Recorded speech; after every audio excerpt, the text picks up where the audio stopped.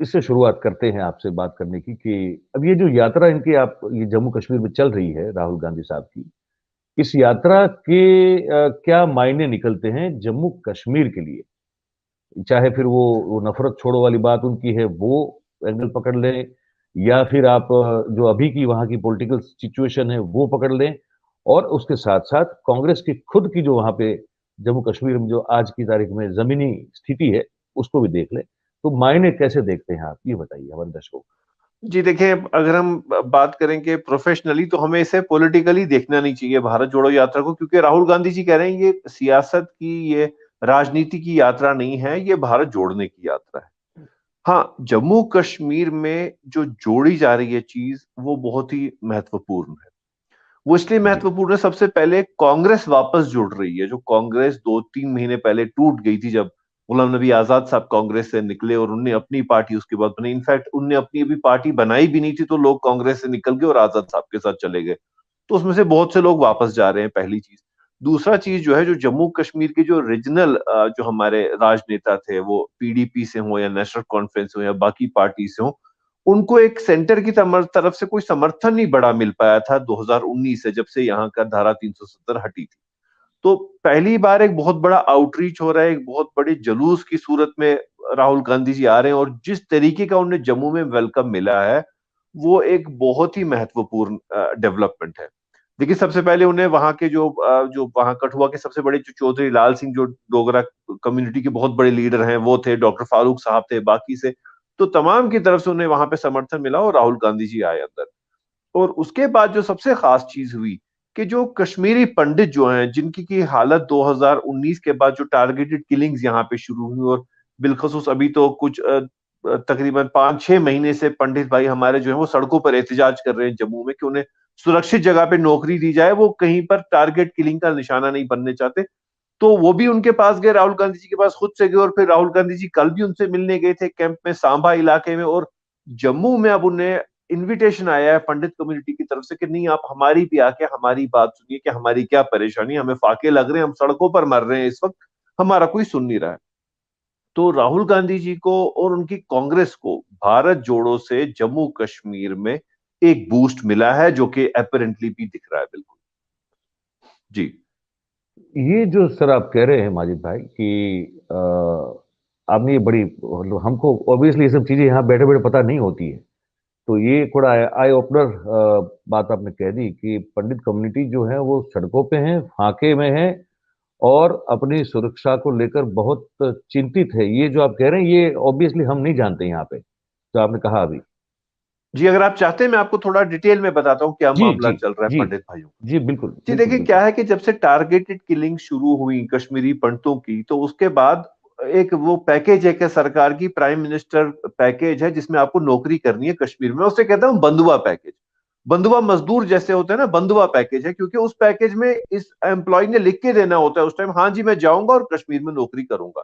लेकिन अब 3 साल जी, से क्योंकि टारगेटेड किलिंग्स हो रही है, और ऐसी किलिंग हो रही है कि सरकारी दफ्तर में घुस के, पहली दफा 30 वर्षों में राहुल भट्ट को सरकारी दफ्तर में घुस के मारा गया। 30 साल में कभी नहीं हुआ था, 90s के दशक में भी कभी किसी पंडित को सरकारी दफ्तर में घुस के नहीं मारा गया था, लेकिन अब की बार मारा गया पिछले वर्ष 2022 में।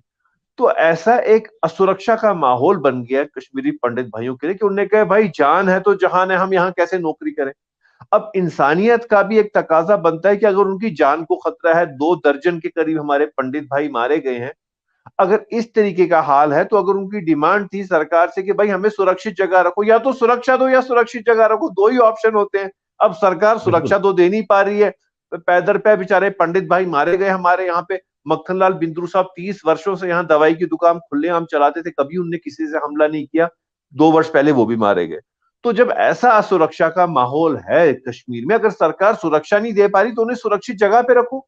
नहीं, वो भी नहीं रख पा रही। अब तो क्या हुआ, हमारे पंडित भाई जब तंग आ गए तो वो पिछले 5-6 महीने से जम्मू में एहतजाज पर हैं, सड़कों पर एहतजाज कर रहे हैं, धरना दे रहे हैं 24 घंटे का। बल्कि हालत तो कश्मीरी पंडित भाइयों की ऐसी है कि ऐसी दर्दनाक है ना कि सच में तरस आता है कि पिछले दिनों एक पंडित भाई एहतजाज में ही मर गया है।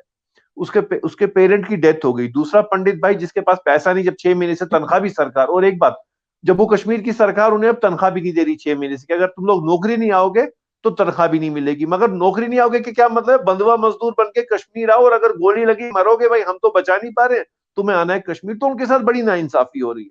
सड़कों पर मर रहे हैं कश्मीरी पंडित, बिल्कुल सड़कों पर फाके लग रहे हैं। अब 6 महीने से जिस पंडित के घर में खाने के लिए तनख्वाह नहीं मिली, उसका घर कैसे चलेगा? एक के बाप का किडनी का इलाज था, वो नहीं हो पाया, दूसरा कोई बेचारा मर गया, तो बहुत सी परेशानी है उनकी। तो पहली दफा कोई जो व्यक्ति है जो सेंटर की तरफ से आया, मेंबर पार्लियामेंट है, राहुल गांधी जी सिर्फ गांधी परिवार का हिस्सा नहीं है, मेंबर पार्लियामेंट है, सांसद है, तो कोई उनके सुनने के लिए आया और वो खुद से बोल रहे हैं भाई हमारी बात सुनो, आगे दिल्ली में पहुंचाओ कि हमें आप हमारी जान को खतरे में क्यों डाल रहे हो। तो पंडितों का भी एक बहुत बड़ा उनको इस वक्त बूस्ट मिल रहा है पंडितों के, कि उनकी जो सुनवाई है, जो उनकी बात है, वो कांग्रेस के हाथ में आ रही है। और कांग्रेस को भी भाजपा के खिलाफ, क्योंकि आखिरकार क्या होता है, दो पार्टीज के बीच राजनीति होती है, तो कांग्रेस के हाथ में राजनीति का बहुत बड़ा हथियार पंडितों की पीड़ा को लेकर के आया है। क्योंकि ये ऐसी पीड़ा है जिसपे हर इंसान रोएगा। हिंदू मुसलमान की बात ही नहीं भाई, 6 महीने से आप पंडित भाइयों को तनख्वाह नहीं दे रहे, उनके घर में चूल्हा नहीं जल रहा, आप उन्हें सुरक्षा नहीं दे पा रहे, सुरक्षित नौकरी नहीं दे पा रहे, तो सरकार कर क्या रही है पंडितों के लिए?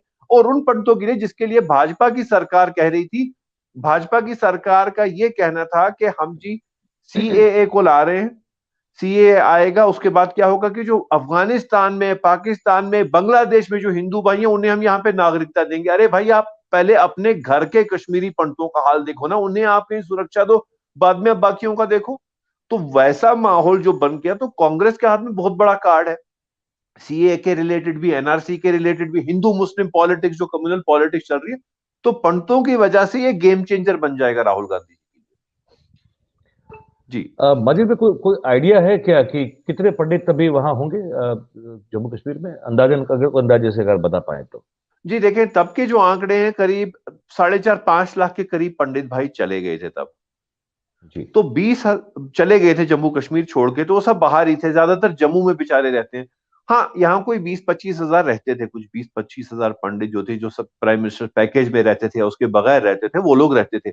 लेकिन जो पिछले 2 वर्ष में बिलखसूस जो असुरक्षा बन गई, जब टारगेटेड किलिंग हुई, जब आपका वो पंडित भी मारा गया जिस पर 30 वर्षों में किसी ने उंगली नहीं उठाई थी, जब पंडित सरकारी दफ्तर के अंदर मारा गया जिसके बाहर पुलिस की सुरक्षा थी, जब एक कश्मीरी पंडित अपने बाग में भी मारा गया जहां वो 30 वर्षों से रहता था और बाहर उसकी सुरक्षा थी, तो यहाँ सुरक्षा का क्या हाल है? सुरक्षा का तो यहाँ पे कोई माहौल ही नहीं है। और एक बात है, देखिए, कश्मीर में जो टारगेटेड किलिंग्स हैं, केवल हिंदू भाई नहीं मारे जा रहे, मुसलमान भी मारे जा रहे हैं। मैं तो कहता हूँ जम्मू कश्मीर में असुरक्षा है। और अभी तक हम कहते थे असुरक्षा कश्मीर में है। भाई, अभी तो राजौरी में पहले जनवरी को 7 लोग हमारे डोगरा भाई, हिंदू भाई मारे गए, और उनको तो आई कार्ड देख के मारा गया कि कौन हिंदू है, निकालो भाई इसको मारो। तो असुरक्षा जो अभी तक कश्मीर में थी, वो जम्मू में फैल चुकी है। और जो लॉजिकली जो ब्लेम जाता है, हम कुछ भी कहें, लॉजिकली ब्लेम सरकार पे जाता है कि भाई आप क्या कर रहे हो। सुरक्षा देना सरकार का काम है, आतंकी क्या करना चाहते क्या नहीं करना चाहते, लेकिन सरकार का काम है सुरक्षा देना। तो कहां दे पा रही है सरकार सुरक्षा? तो जो कुल मिला के जो मामला बन रहा है जम्मू कश्मीर का, ये राहुल गांधी जी के लिए बहुत बड़ा बेनिफिट का मामला बनेगा जी। ये बड़ी अजीब सी बात है, मतलब कि हम तो जितने अखबार पढ़ने की कोशिश करते हैं, हम मैं ऑनेस्टली कहता हूं, मैं टेलीविजन न्यूज चैनल नहीं देख रहा हूं, लेकिन जी मैं अखबार पढ़ता रहता हूं। पर अखबार में ये सब नहीं पढ़ने को मिल रहा है। तो ये समझ में नहीं आ रहा है कि जो आप कह रहे हैं, ये खबर तो यहाँ तक आई नहीं है। और जी, आप देखें आप, बदकिस्मती क्या है, इस वक्त जम्मू में अभी पिछले दिनों से 3 धमाके हुए हैं। 1 जनवरी के बाद 3 धमाके जम्मू सिटी में हुए हैं। उसमें से 2 धमाकों में 7 हमारे जम्मू वाले बेचारे भाई जो थे जख्मी हुए, एक में पुलिस वाला जख्मी हुआ। खबर तो कहीं आई नहीं सामने। और असुरक्षा का ऐसा मामला बन चुका है, ये हमारे गुजरात के दर्शक भी क्या पूरे देश के दर्शक सुने, कि जब पिछले वर्ष अप्रैल के महीने में माननीय प्रधानमंत्री जी जम्मू आए और उन्हें वहां पे एक सम्मेलन पे उन्हें बात की, वहां पे उसी दिन सुबह उसी इलाके में धमाका हुआ। और आप सुनिए हैरत क्या है, कि उस दिन धमाके के टाइम यहाँ के अनुशासन ने कहा जी कि ये जो एडमिनिस्ट्रेशन है, उनने कहा कि जी ये मीटियोर गिरा था, मतलब आसमान से पत्थर गिरा था, वो फटा था, उसकी आवाज थी। तो आप देखिए हालात क्या क्या है। बात, क्या फिर क्या बात, हुआ, क्या फिर 9 दिन बाद जम्मू कश्मीर पुलिस ने कहा नहीं जी, वो जो आसमान से पत्थर गिरा था उसमें हमें आरडीएक्स मिला है। तो आप समझिए कि सुरक्षा का माहौल क्या है। मतलब कि उधमपुर मतलब कि आपकी, माजिद देखिए भाई। एक और चीज इंटरेस्टिंग है आपके दर्शकों, उधमपुर हमारी गैरिजन सिटी है, मतलब वो छावनी है, आर्मी छावनी है। उधमपुर एक डिस्ट्रिक्ट है जो कि आर्मी छावनी है पूरा। वहां पर 2 दफा बम धमाके हुए हैं पिछले 1 साल में। हाईवे पर कब कई दफा हुए। और जम्मू में तो अब देखिए आप, ये पिछले ही दिसंबर के महीने में एक वहां पे एक अटैक हुआ था, एक ट्रक को रोका गया जिसमें एनकाउंटर हुआ और 4 फिदाइन उसमें मारे गए थे। और जितना जो हथियारों की जो तस्करी हो रही है, ड्रोन से हो रही है, टनल से हो रही है, तो जम्मू उसमें बराबर बेचारा पिसता जा रहा है। तो जो आप समझते हैं कि 2019 के बाद जम्मू कश्मीर में जी बस विकास ही विकास है, विकास ही विकास है, भाई कश्मीरी पंडित भाइयों के घर में आज विनाश है, उनके घर में चूल्हा नहीं चल रहा। डोगरा भाई अपने आप को सुरक्षित देख रहे हैं, असुरक्षित देख रहे हैं, हम तो असुरक्षित थे ही थे। ये आपको रियलिटी है कश्मीर। मतलब कि वो एलियन ने आरडीएक्स जो है फेंका नीचे, मिलिट्री ये वो बिल्कुल आपने सही कहा, वो एलियन ने फेंका था आरडीएक्स, जब अप्रैल के कमाल है, महीने में माननीय प्रधानमंत्री जी आए। कमाल है, कमाल। मारी भाई ये क्योंकि ये बात हो रही है और यात्रा की बात भी तो करनी ही, साथ साथ हमको ये भी समझना है, क्योंकि आप से तो लगता है कौन बताएगा बेहतर वहां पे क्या हो रहा है। अब ये जो 370 हटाने के बाद ये जो हम देख रहे हैं, इसमें हम ये भी कहीं छूट फूट खबर हमारे पास आ जाती है कि कोई मजदूरी के लिए गए थे, यूपी से हमारे भाई थे या बिहार से थे, उनको भी मारा जा रहा है। तो उनको भी मतलब वो भी वो बंधुआ मजदूर ही हैं, उस तरह से काम करते हैं। वो क्या मामला है पूरा? जी देखिए, ये तो इनका तो मैं कहता हूँ, जो ये पंडित माइग्रेंट पंडितों के लिए जो सरकारी नौकरी है, मैं उसे बंधुआ मजदूरी कहता हूँ, क्योंकि एक बॉन्ड आपने जी। लिख के देना है कि भाई मैं कश्मीर में ही रहूंगा और अगर गोली से मरा तो वहीं मरूंगा। तो ये जो आपने दूसरी बात की, महत्वपूर्ण बात है, क्योंकि इस विषय पर ज्यादा बात नहीं हो रही, कश्मीरी पंडितों के बारे में बात हो रही है, लेकिन जो हमारे बाकी यूपी का भाई मारा जा रहा है, बंगाल का भाई मारा जा रहा है, या बिहार का, मुझे याद है वीरेंद्र पासवान एक गोलगप्पे वाला मारा गया था यहाँ पे कश्मीर में पिछले वर्ष 2021 में मारा गया। उस जी। दिन सरकार इतना बिजी थी, इतना बिजी थी अपने यहाँ पे वो विकास के उनमें ढोल बजाने में, कि उसके शव को भी उसके घर नहीं पहुंचाया गया। उसका शव कश्मीरी मुसलमानों ने, कश्मीरी लोकल्स ने जाकर के शमशान घाट पे जलाया। और उसके बाद जब उसकी चिता जली वहां पे, उसके बाद जब खबर आई लोकल सोशल मीडिया पे, क्योंकि आपने सही कहा अखबार ये चीज लिखते नहीं है, तो जब सोशल मीडिया पे खबर आई तो दूसरे दिन सरकार जागी, कह रहे भाई वो तो जो कल वो आतंकियों ने मार दिया था वीरेंद्र पासवान, उसकी तो फैमिली को भी कोई वहां दिलासा देने के लिए सरकार की तरफ से नहीं गया था। तो फिर दूसरे दिन मगरमच्छ के आंसू रोने सरकार भी गई, चेक भी लेके गई, लेकिन कब गई? जब वो गरीब बिहार का जो वीरेंद्र पासवान था, जब उसका शव अकेले वहां जलाया गया शमशान में, कि उसके शव को सरकार ने वापस उसके घर भी नहीं भेजा, उसकी बेवा ने नहीं देखा, उसके यतीम बच्चों ने नहीं देखा। तो ये तरीके की सरकार आपकी चल रही है। और ये वीरेंद्र पासवान की कहानी आपको कोई नहीं सुनाएगा जो मैंने आपको बताई आज इस मंच पे।